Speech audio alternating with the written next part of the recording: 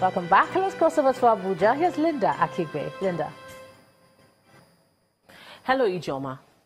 President Muhammadu Buhari's recovery may have brought joy to Nigerians, but the Nigerian Medical Association wants him to now consider upgrading all health facilities across the country to check medical tourism abroad.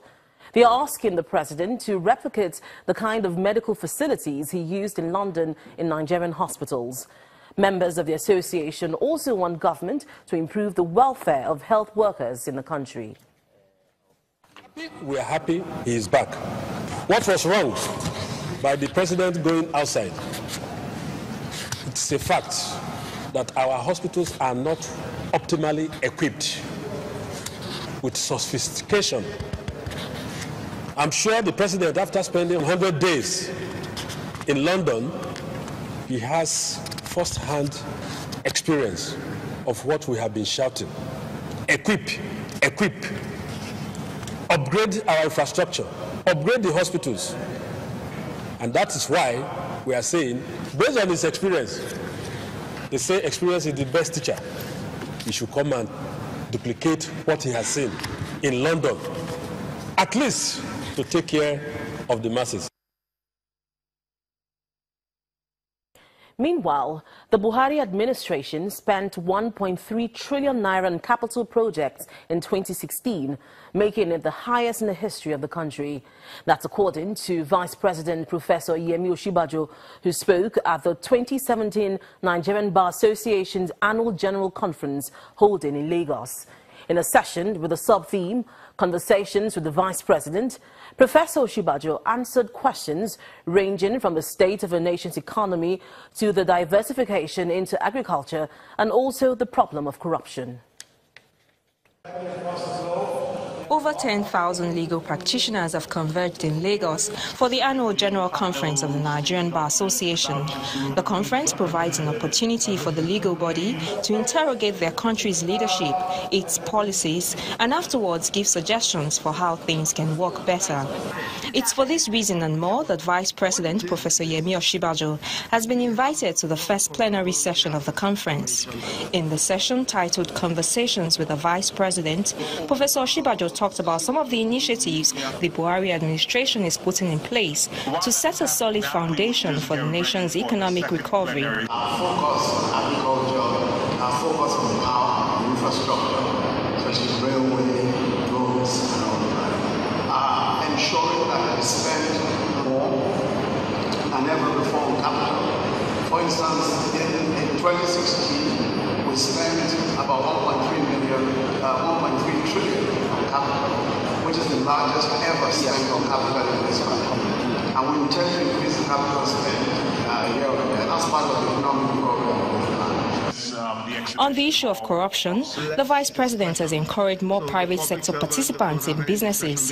He noted that government ownership of businesses encourages corruption and also advocated a multi-sectoral collaboration to deal with the problem. First, that whole process of reforming the system involves essentially three separate arms of government which must come together.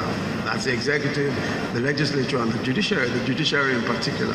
Of course, you know also that the judiciary is independent. But what we've tried to do is to work with the judiciary. I've had a series of conversations with the Chief Justice of Nigeria. As a matter of fact, just in the past few days, we've also had a couple of conversations around establishing special offenses courts, around trying to improve the performance of the judiciary and all of that.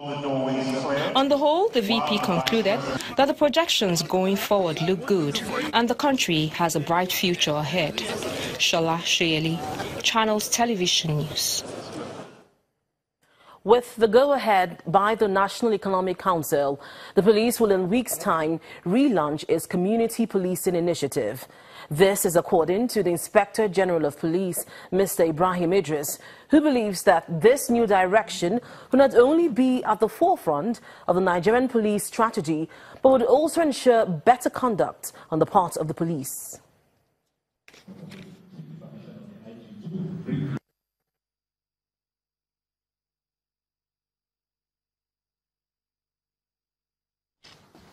In a week's time, I mean, in some weeks' time, that's 7th of September, I think about 2 weeks now, 3. We are going to launch the community policing initiative in this country. Like I said, this signifies the importance we attach to community policing policy within the Nigerian police force. Of course, just like the former speakers have indicated, community policing, as all of you know, have started within the police force since 2003. But now, we are trying to now put it in the front banner so that all of us, from this lowest rank to the highest rank, will take it very, very seriously. And I believe this training you are attending today is one of the issues that some of you should take seriously in our efforts to polish the image of the Nigerian police force. And I believe with the launching of this program, all of you will now put in the focus the importance of the police to sort of ensure we have a positive image in the eyes of the generality of the public, of the citizens of this country. And profit-taking returned to the local stock market at the close of today's trading session.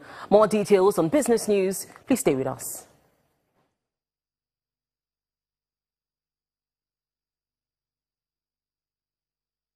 You first. First Bank.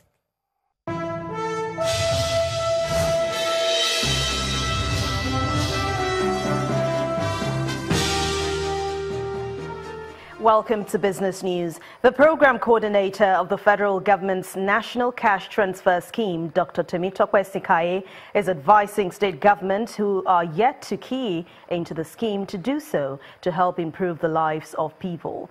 At a meeting in Abuja organized by the National Cash Transfer Office, he criticized the low acceptance of the program by state governments despite its benefits. No fewer than 112 million Nigerians are living below poverty level, according to figures from the National Bureau of Statistics in October 2015. To help reduce the poverty rate in the country, in October 2016, President Buhari's administration introduced the Conditional Cash Transfer Scheme. I work for Save the Children, but I'm here to represent Mr. This review meeting in Abuja seeks to discuss and draft strategies to upscale the intervention. The National Cash Transfer Program is one of the components of the Social Investment Program of the federal government, which provides access to cash transfer for poor and the vulnerables across Nigeria.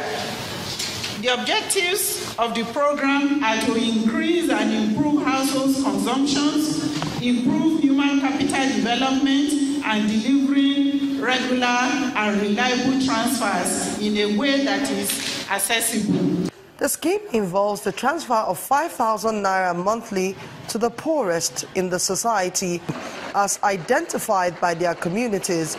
So far, 9 pilot states are benefiting from the scheme. They are Borno, Bauchi, Cross River, Niger, Kogi, Oyo, Ogun, and Ekiti states. However, 27 more states need to be captured.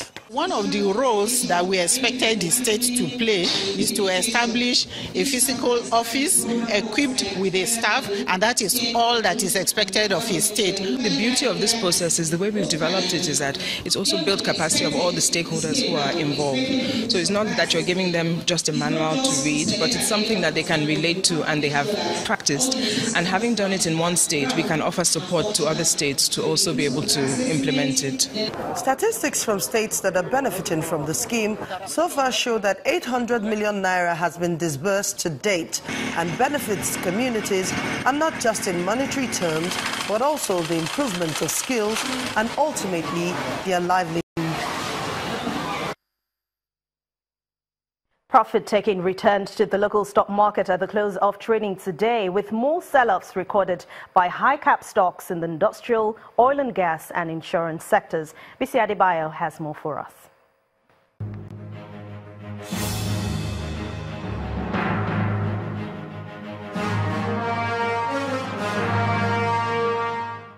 Renewed profit-taking dominated the sectoral indicator of the NSE, particularly the industrials, which dipped by 2.25%, dragging the market at the close of Monday's trading.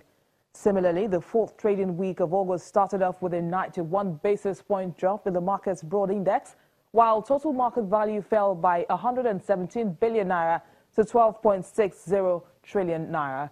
16 losers, including industrial giant Dangote Cement, Vitafoam and Mansard, slammed the market's performance despite the gains recorded by 27 equities led by Flour Mills, Transcorp and Honeywell.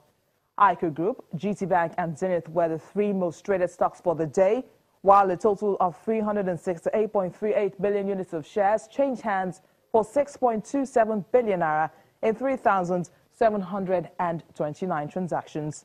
And that's it on the stock market reports. I am BC Adebayo.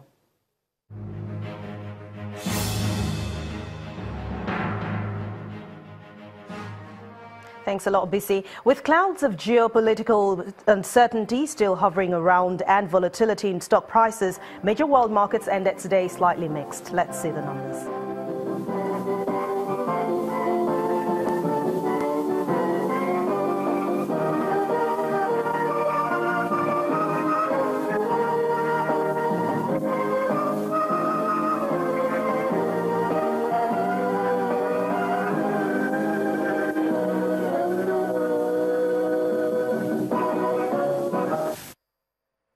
And that's business news for tonight. Thanks a lot for watching. I'm Anne Nwawadu. It's back to you, Joma.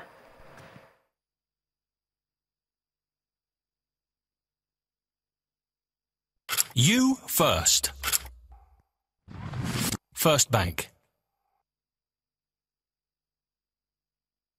Thanks, Sam. Still ahead of the news at 10. Court of Arbitration for Sport upholds ban on Senegal's Papa Massata Diak and two others over alleged doping cover-up. That's on sports.